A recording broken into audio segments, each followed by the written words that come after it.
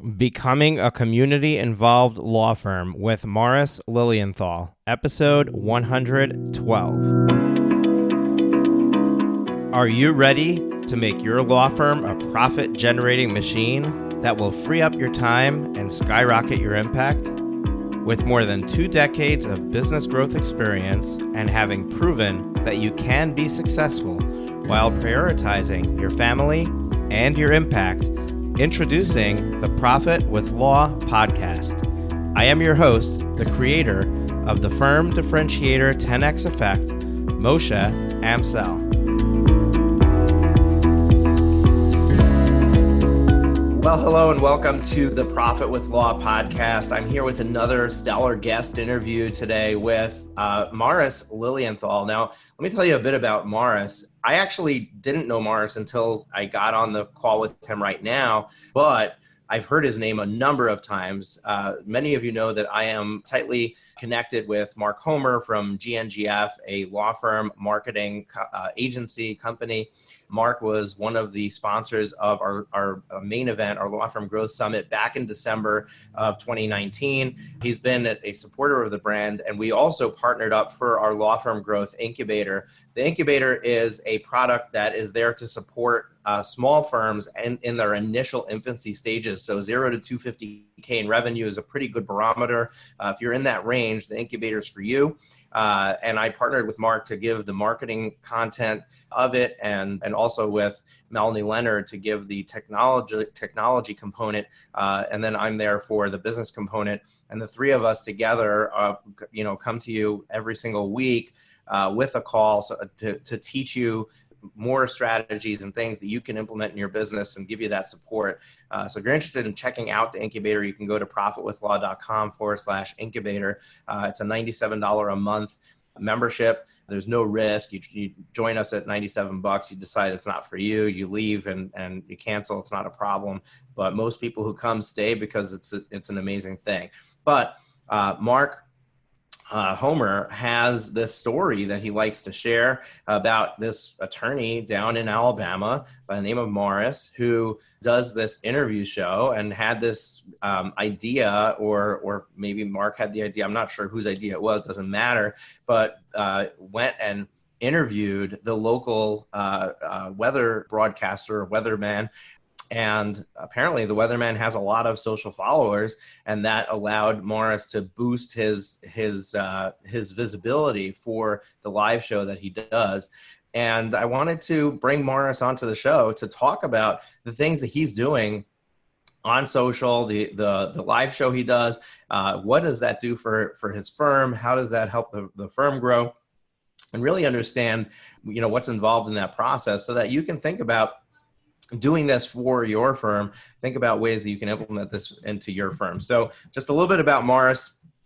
The official bio intro I'm going to give to you. Morris Lilienthal is a top-rated Alabama trial lawyer. He's been selected 6 times to the Mid-South Super Lawyers list and the National Trial Lawyers Top 100. Morris has devoted his practice to representing injury victims and their families. The same competitive nature and drive that helped Morris excel as a college football player continues to help in his law practice today.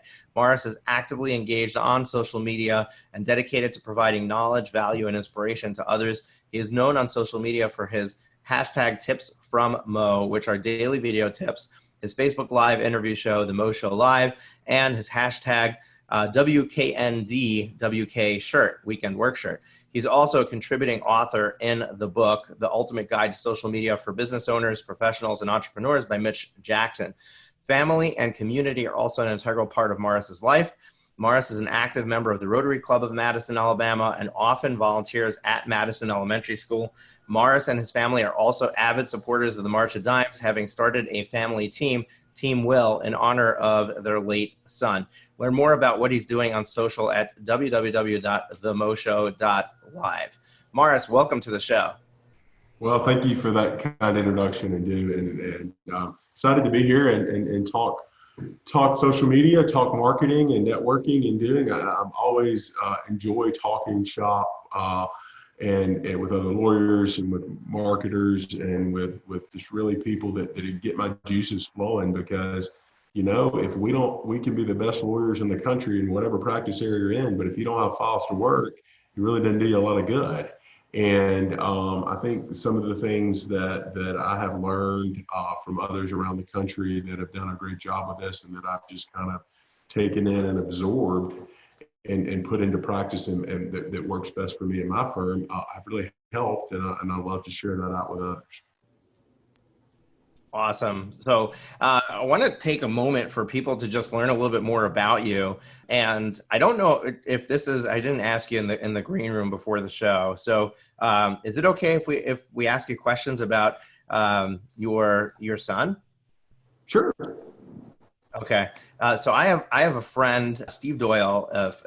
So I don't know if you know this about me, but I'm also a paramedic here in Rockland County. And so he was a partner of mine. And he had a 9-month-old son who had a brain tumor.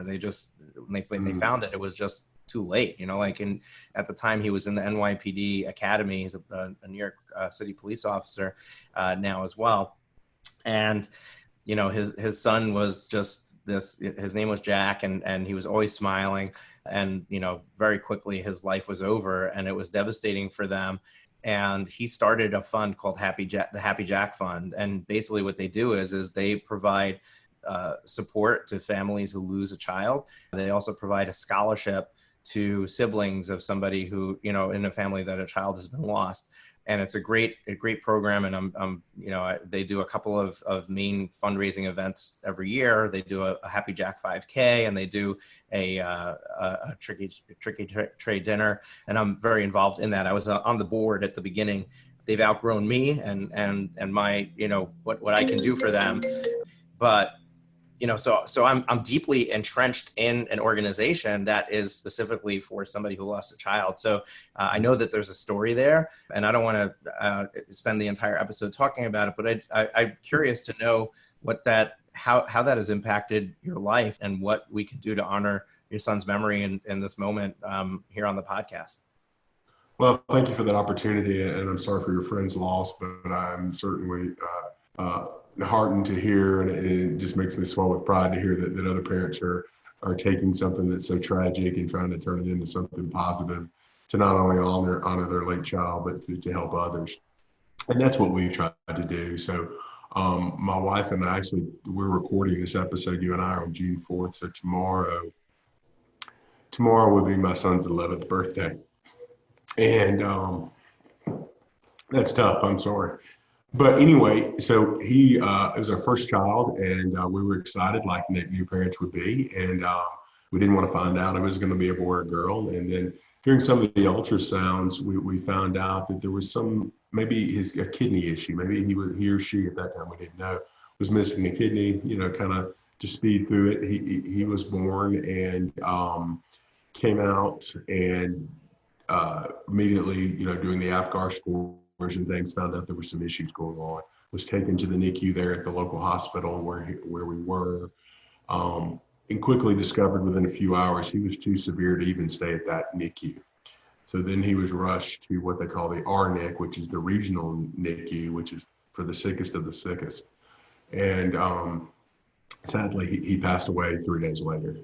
And very tough and very difficult to deal with. And so we struggled with that, and he had a cluster of birth defects and abnormalities. And so we, did a lot of the things that a lot of parents that go through those kinds of things. We did genetic testing and these kinds of things, and just really found out that it was just this one in a, however many thousands of chance for this to happen. It was just happened to be us. And so we had another son, and his name's Wyatt, and he's perfectly healthy. And to honor our first son, we named our second son. We had them share initials. So that's kind of some legacy that he carries. And then after that, we decided we wanted to do something to honor Will. And so we teamed up. The March of Dimes is a national organization that's been around since the 30s. It was started by Franklin Roosevelt to help in polio. And it was just bring in dimes was kind of the mission back then to help in polio. And now that polio, for the most part, has been eradicated, there are a few countries that still have it. The March of Dimes mission has shifted in the last several years to really being towards fighting premature birth and birth defects. And so they're the leading national nonprofit in the country to do so. And so, like a lot of organizations, they have a big fundraiser every year. They have some smallers, but their big one's kind of a walk, like a lot of organizations have. So we started a family team called Team Will in honor of our son. And so we have been doing this for 8 years, and blessed to say, thanks to friends and family, we've been I think 7 out of the 8 years we've done it, we've been the top. Other than the first year, I think we're the top raising family team in Alabama and one of the top, probably 10% in the whole country. And the last 2 years, thanks to some help from Mark and then with some great design work, we have issued a challenge, of what we call the 50 States Challenge, where we're challenging our friends and families and complete strangers to help us achieve a donation from all 50 states for our team. And we did that last year, and I was really surprised that we were able to accomplish that this year with all that's going on with the pandemic and everything. So it's really neat. It helps get the word out. And then the March of Dimes has, not only locally in the state organization we're very involved in, but thanks to a lot of our efforts nationally the last 2 years, we've become very actively involved in the national organization, to the point that I've had one of the vice presidents of the national organization on my Moshe Amsel. So thank you for sharing that. It's something we're very passionate about, and it just feels good to give back and to honor our son, and to hopefully do a small part that maybe no other parent has to go through that pain. Yeah, Morris, I mean, anybody who isn't, having those heartstrings tugged right now, it hasn't been paying attention, because it's such a captivating story, and the way that you've chosen to honor your late son and really just keep his name alive with the work that you're doing with the March of Dimes is just, it's amazing. And I love seeing that. And also I would love to support you in the future. So please remind me, just send me a message when the next time that your team is doing an event, so that I can share it out amongst our social media and our listeners here, because I'm sure that a number of them would love to participate as well, to help honor your late son Will's memory. And there's nothing else that I can say to change what's happened or anything like that. But I think that you've done a stellar job in turning that around. So now that we've gone right into your most personal experience and personal side of your life, I'd like to switch gears and go to the business side, the Moshe, and what you're doing there. And so you're a partner at, got to look at the name of the firm, Martinson and Beeson, down in Huntsville, Alabama. Presumably your live show is to increase the visibility of the firm and bring in cases. And I imagine that if you've been doing it for quite a while now, that's actually producing results for you. So I'd like to go back to the beginning, when you first got the idea of doing something like that. What gave you the idea to do that, and how did you? I'm guessing at the beginning, nobody knew about it. So how did you persevere through the beginning, that those initial stages where it may not have got the traction that you have now? Sure. Well, I think, especially if we have smaller to medium-sized law firms, startups or smaller firms that may not be the 800-pound gorilla in their market. And this, what I'm going to talk about, applies to whatever kind of business you're in. Whether you may be a plumber, you may have a small, HVAC company or something like that. And I think the same principles applies. My firm's been around since 1937, and we have done a tremendous job of being entrenched in the community, from volunteer work and being involved in schools and all this kind of stuff. But as the town's grown, the firm has grown. And so now, because the city has gotten much bigger, there's much more competition. And, traditional marketing still works, meeting people at Rotary, networking at the ball field, networking at church or synagogue, wherever, still works. But you can put that on steroids by doing it on social media if you do it the right way. And this, my personal opinion. And I've seen it work, and I've seen it work for others that do it this way. And so I had the idea to start the show. I kind of started first with my tips from Mo, which are 60-second video tips. That kind of built up the courage, where I had probably done that for a year and a half and probably had several hundred of those in by the time I got ready to start the show. And so I think what I've told people about this is, I think you've really got two ways you can do a show like this. I think you could do a show more driven towards your law firm that is geared towards the practice of law or issues around the practice of law or something that ties to the practice of law. And you could do stuff like right now, you could have been doing shows about PPP with financing and things like that or I think a second way to do a show is more what I subscribe to, and that's more of a community themed and community based show. I think there's a place for these other shows, and if you were trying to build a following of other lawyers or people that do, depending on what type of law you practice, that may be a better subset for you. But for me, I wanted to build my community and connect with my local community and grow my sphere of influence or radius of influence. So I've done that I started my show is actually not even on the firm's platform. It is on my own platform, but the firm promotes my show, if that makes sense. We share out the pre-promotional interview stuff. We share out the live. And even in our e-newsletter, we'll take one of my prominent guests from that month and we'll highlight that interview there. And so I'm a believer in community. And so what I did was I just started the show, and it's just like what we're doing now. You and I are sitting here recording this on Zoom, and Zoom allows you to push it to Facebook Live. And there are many platforms that do that.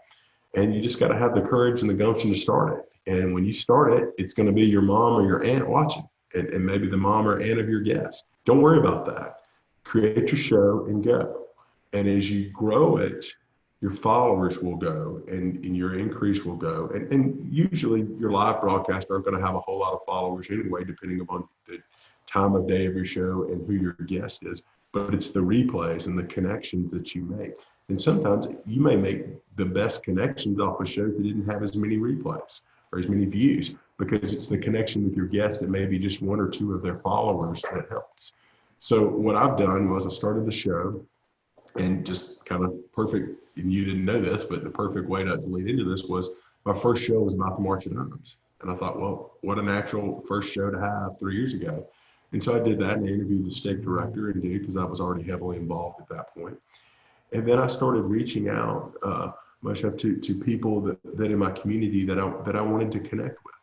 So I reached out to a local mayor of the fastest growing city in Alabama.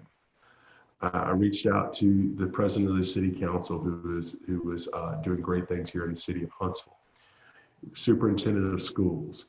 These are people that are influencers in our community that have a good social following too, by the way. And instead of me just coldly reaching out to them and saying, hey, I want to get to know you. You want to go to lunch? And I'm just some random lawyer. They're not going to go to lunch or do with me. That sounds so weird. But if I reached out to them and I said, hey, this is who I am.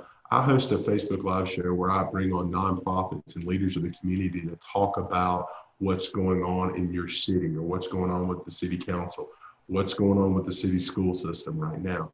Well, yeah, they want to get on and toot their own horn and talk about issues and talk about what's going on. So I get them on and then they share it out, and their followers comment and like, and then I build a YouTube channel out of it. And then you post promote it where you continue to share it out and do. And so what I've done is kind of grow it like that. And then, as Mark said, mentioned to you, one of the ideas that I had was to have on the local meteorologist. Who has more social following in your local TV market, in your local market, than one of your local meteorologists? Everybody loves the meteorologist usually, and they have hundreds of thousands of followers. So I had been following this guy on social, and he's the guy I wake up to and watch the weather with every morning. So I just, all he can say is no. And so I just reached out to him. He said, man, I'd love to do that. How awesome. Boom. He comes to, I build a relationship, get to meet him. He shares it out and do. And then I go over to the television station one day to do an interview at noon about the March of Dimes, on behalf of the March of Dimes, the event coming up. And the host interviewing me, I get done. And then when I get back to my office, I send her a video email through BombBomb to thank her for promoting the March of Dimes. She replies back. She's like, oh my gosh, I'm blown away by this video email. And by the way, now I know why you did so awesome at your interview today. Ben told me, who's the meteorologist. Ben said he was a guest on your Facebook Live show. He says, that's so awesome. She says, I would love to come to your house and do an interview with you and your family and your son about the March of Dimes. So because of my show, which started with me just reaching out to meteorologists, which built trust with that guy and a connection with him, Then it built trust with another reporter there. That led to a film crew coming to my house to do an interview. And then fast forward a year and a half later, when our governor of our state is getting impeached and getting kicked out, we wrote a blog about it on our firm. I email the reporter now that I have a genuine connection with because she's been to my house and interviewed me, and we follow each other on social. And I said, hey, Melissa, this is the story I know you guys are covering it at this station. Here's a blog about the legal aspect of it. If you or anybody at the station was, she's, ooh, I'm going to send this over to the legal team, and they're going to reach out to you for commentary on it. But that wouldn't have happened but for the show. Yeah, absolutely. And what I love about this is that, you know, the parallels that I've had with the podcast, and it's really just creating a platform where it allows you to create connections. Our Law Firm Growth Summit in December of 2019, which was a big catalyst for my brand, would have never happened if not for the podcast and the initial connections that I made through my guests on the show. So folks, when you're listening to this, an interview show is the easiest one to do. If you're doing a solo show, you're trying to just put yourself out there. The challenge you're going to have is that you get this content freeze. You try to figure out, okay, what am I going to talk about next? And unless you're really planned out and you have your content calendar created, you're going to keep getting in your own way of not doing it because you don't know what to say. You don't know what to talk about. When you bring somebody else in, then the conversation is focused around them. You never have a lack of what to talk about for whatever period of time it is, 30 minutes, an hour, whatever the length is. Like right here, right now, we didn't need to prep for this interview. I genuinely I know a couple of things about Morris, and we can talk for an hour and have a really good conversation that's really inspiring to listen to, intriguing to listen to, and you can learn something from it. So being able to do that and position other people on your platform, give them a podium where that just creates goodwill. And that's just the start of relationships. And not every guest is going to turn into a long-standing relationship, but some will. And those relationships could bear tremendous fruit. So I love the way that you're spinning this, that this is another form of networking, because I never thought of it that way. And I'm sure that my listeners haven't either, in that the show is essentially your networking community. That's your room. That's where you shake hands. And it's a beautiful thing. And you build these relationships, and you don't really realize that you do, and then you run into these people in the community, and they're saying good things about you. I mean, I walk outside my office a couple of months ago. I'm walking some clients out. It just happens to be at the conclusion of their case, and just because I'm from the South, I always walk my clients out to the sidewalk just because that's just the way I was raised. And I'm walking them out, and then here comes Devin Keith, the president of the city council, walking by, who's a former guest. And now we've been to lunch twice, I think, since his interview. We're friends now and follow each other on social. He walks by and he stops in the middle of the sidewalk downtown Huntsville, looks at my clients and introduces himself. And I introduced them to who he is, and they probably knew who he was. And he says, you got the best lawyer in Huntsville, Alabama right here. You know that? I mean, I can't script that. I mean, what kind of advertising is that for me? That's humongous. I mean, these were already clients, but still.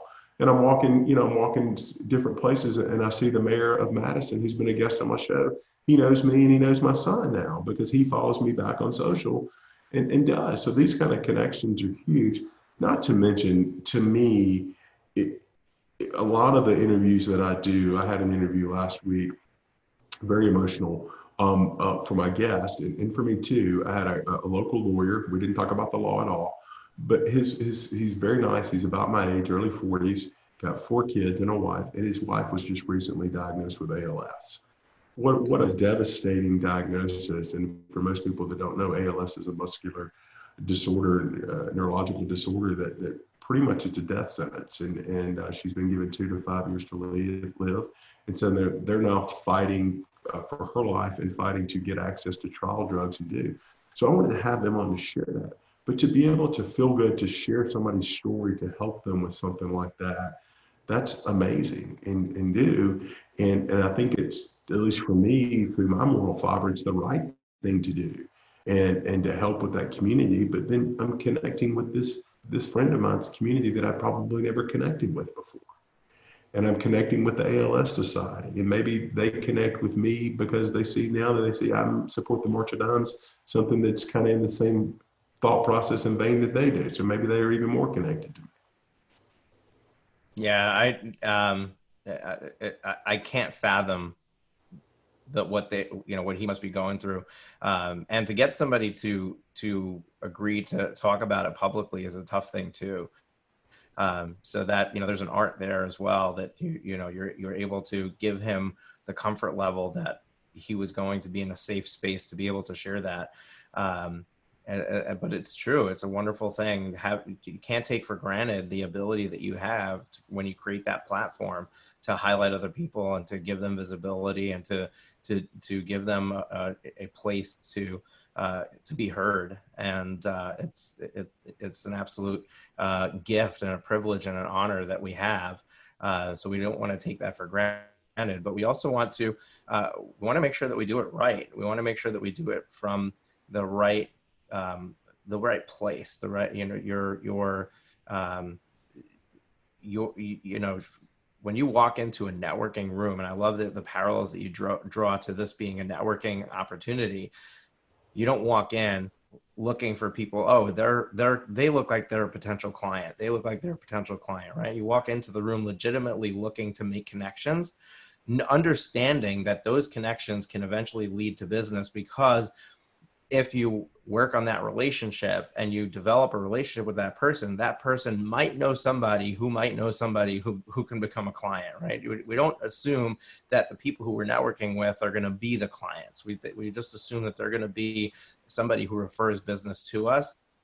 And if you approach your platform, whatever it is, whether it's a live show, whether it's a podcast, whether it's a blog, whether it's a YouTube channel, whatever is the right platform for you, if you approach it from that understanding that I am here to serve people and to just provide them with something that's a cross between entertainment and informational, and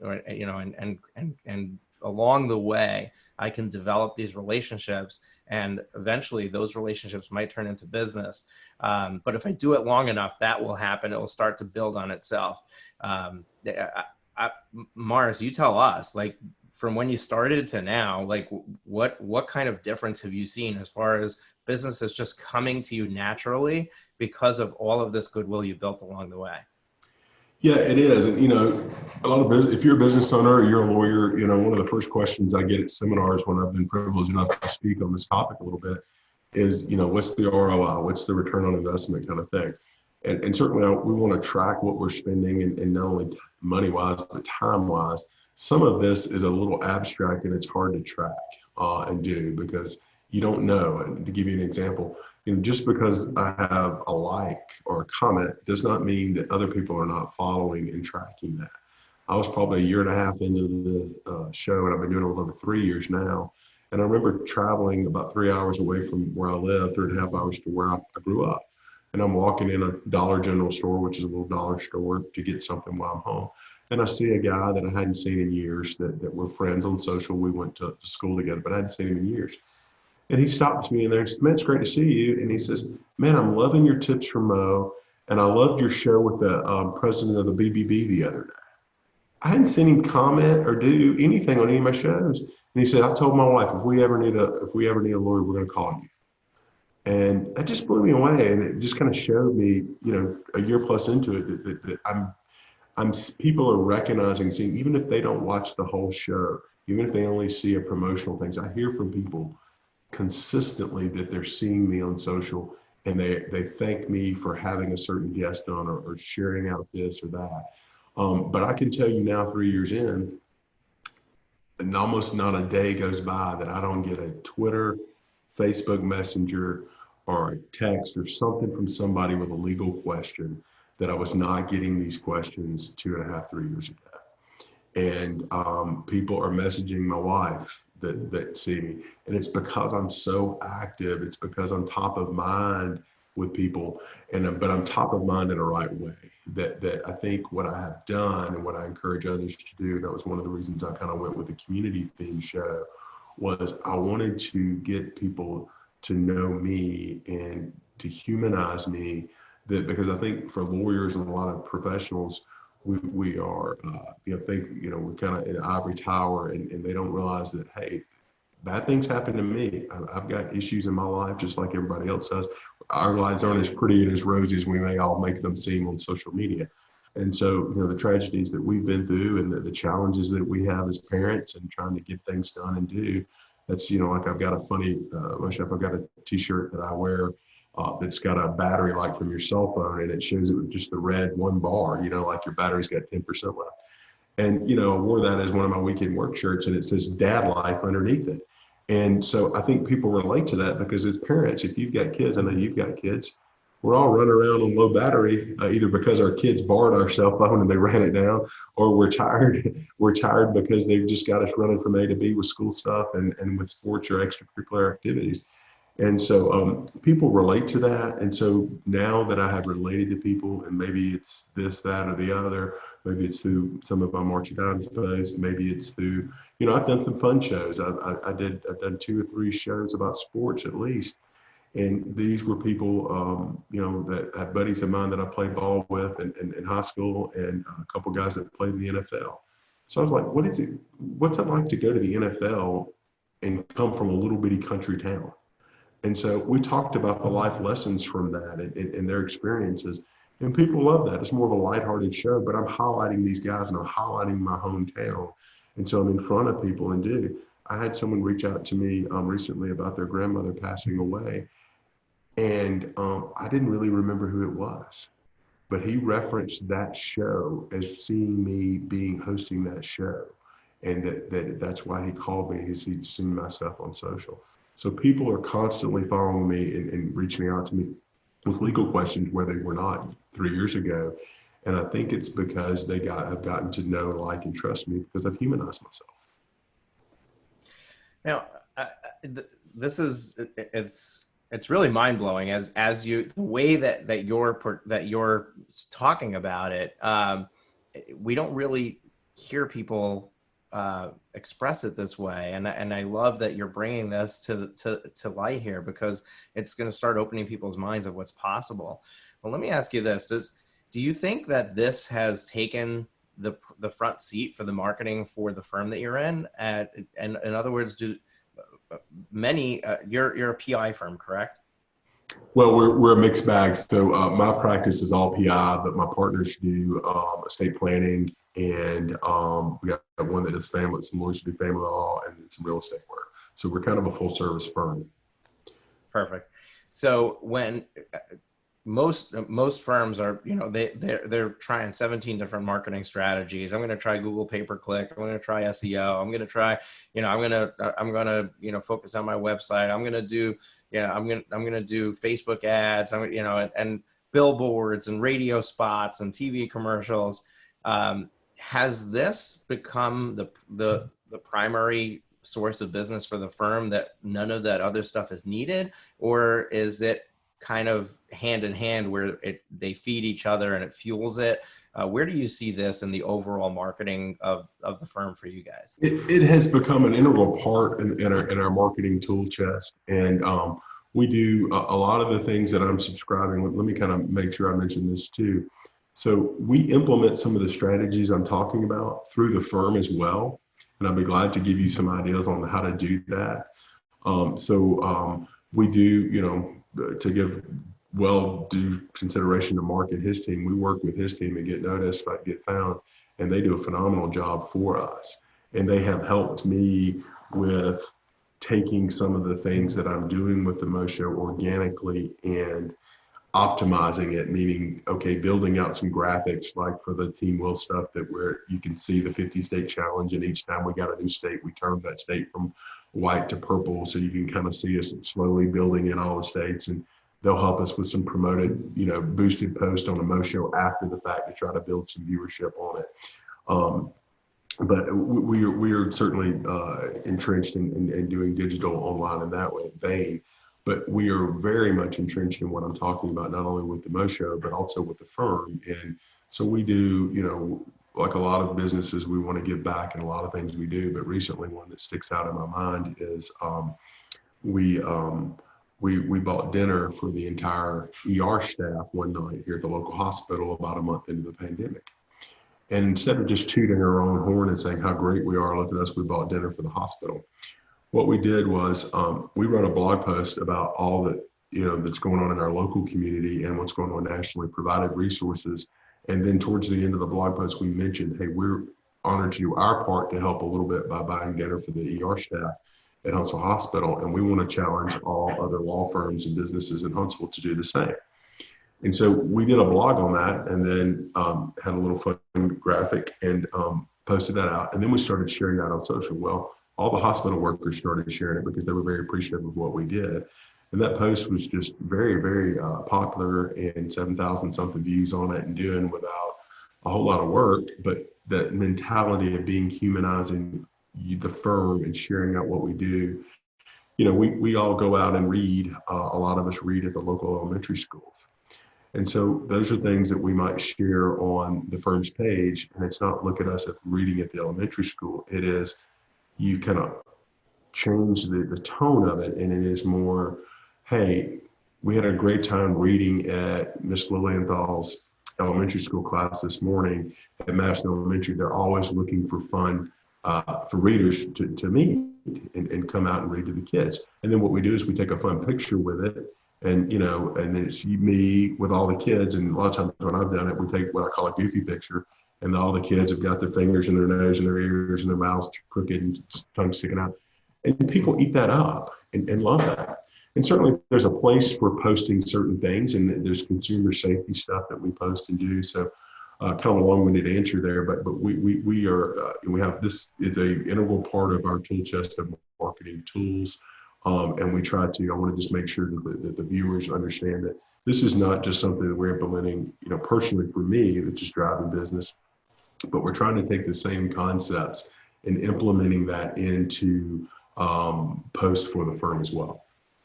Yeah, I think if I had to repeat back to you what you told me, it's that you're positioning the firm as a community participant. Like the firm is not just about what we do legally, but we're trying to highlight the community and all of the aspects of it. We're trying to recognize where we can contribute, where we can encourage others to contribute, both our time and our dollars, and be this holistic, when somebody thinks of our community of Huntsville, Alabama, they think of our law firm. Like that's an integral pillar of the community.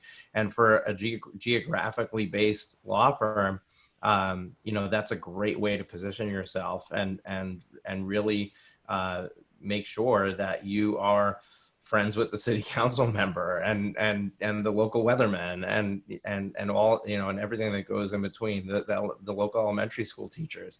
It's almost like at some point there's nobody in town who doesn't know who you are. And that's, if everybody knows who you are, that's got to be good for business. So yeah, I really like the approach that you took. And you've only been doing this 3 years. Did I get that right? Yeah. So 3 years, and it sounds like you've made so much progress and in this time, who knows what this is going to do for you, another 3 years from now, and what potential there is for you.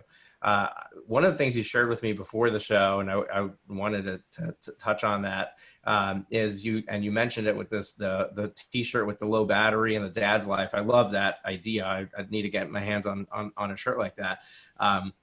But you shared with me that you tend to do this thing when you come in on Saturday to work, and you have this weekend work shirt hashtag. You take a picture of the shirt and you post it, and it's kind of this fun little thing that you do.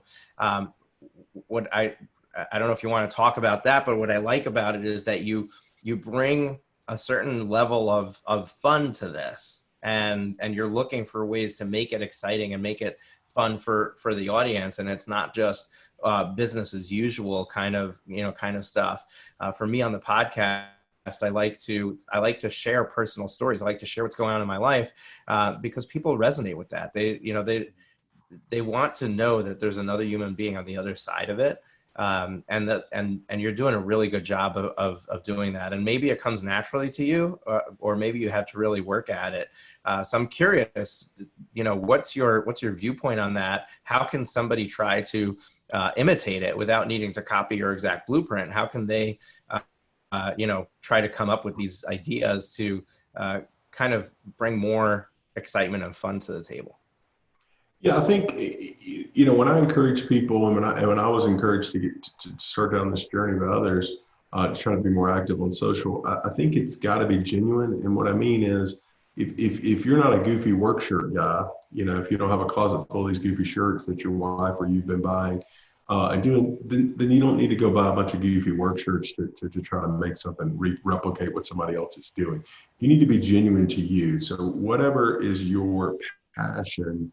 And maybe if you've got children, like a lot of folks, that is a passion of yours. And so maybe your daughter's into dance, or maybe into the theater, and you share things about that so you can relate to other people that have those similar things going on in their world, and they can relate to you. And even if they don't have theater, they can understand trying to get from work to home to get your child to dance recital by 6 o'clock and this and all that, and traffic.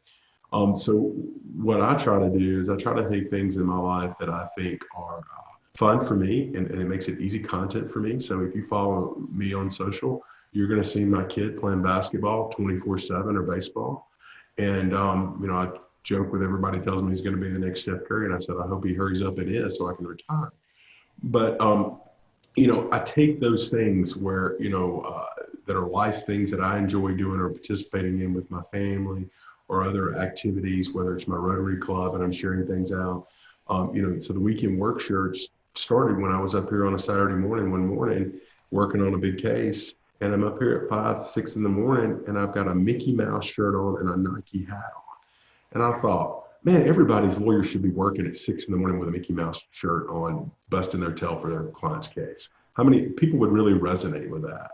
And so I just turned around and took a selfie with the shirt, and actually in that one I had me in it where you could see my face. And I just had a funny thing, and all of a sudden that's where the weekend work shirts were born. And so the shirts usually aren't about me doing legal work, and I will occasionally tie the law into a funny shirt. Like I've got one, Moshe, that's really fun. It's a tic-tac-toe board, and it's a tie, meaning nobody's winning at the end of the board. There's no winner. And it says, I'm wearing my tie, and the tie is the tic-tac-toe board. And so I was on a business trip beginning of this year before the COVID outbreak, and I was traveling to New Orleans to speak at a conference, and I took a selfie with that shirt on, and I was like, got to travel business casual for travel today. And man, I had tons of comments on that, and because the shirt relates, everybody's played tic-tac-toe and doing, but it tied it into me being at work and a little bit of law and all this. So I think that's really fun, and if it just resonates with you. But what I would tell people, what I do is I'll take my iPhone, and I have a little notes section that I have ideas for content. And so if something resonates with me, I'll either record a video right then and there, or I'll make a note to record a video later for my tips from Mo, or if it's an idea for a show or a blog post. So recently, two things resonated with me. I've got a former guest of mine on my Moshe show who is immensely popular all over the world now. His name's Rodney Smith, and he started an organization called Raising Men's Lawn Care Service. He's been on NPR, The Today Show, Fox News, Kelly Clarkson twice recently, where he's mowing yards for free for the disabled, single mothers, and veterans. And I had lunch with him recently, and we were talking about some things that inspired me from his lunch about taking challenges and not being scared to take a chance to start some organization like this.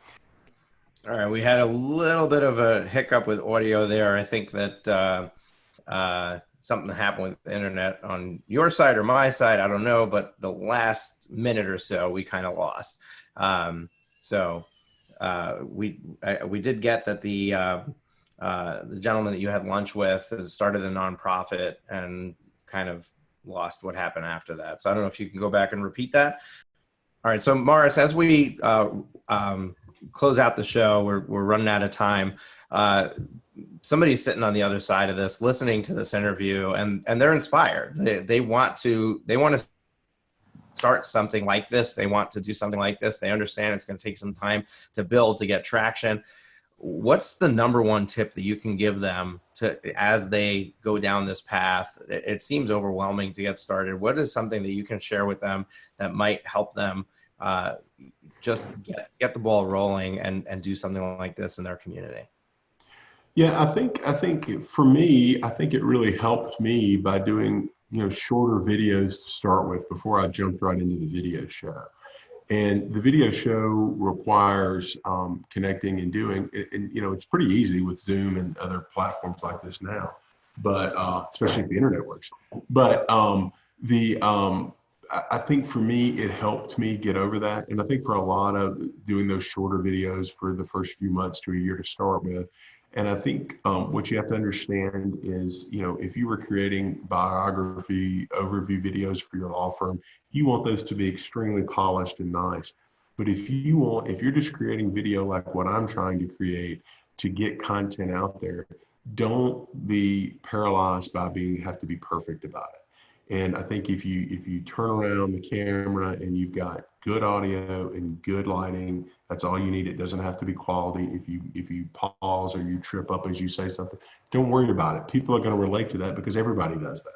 As long as your message is there and overall it's good, then do it and go with it. So my thought on it is put it out there, even if it's not perfect, and be consistent about it, because people are going to tend to say, I'm not seeing any traction. I've been doing this for 6 weeks. Keep putting it out there because it's not going to help. And I apologize for my dog. You keep chopping wood to get it done. Yeah, I apologize for my dog in the background. I love that tip, Morris. And last thing is, how can somebody follow you, connect with you, check out your show? If they want to tune into your world, what's the next steps for them? The best way to connect with me on all the platforms is just go to the moshow.live. That's the MOshow.live.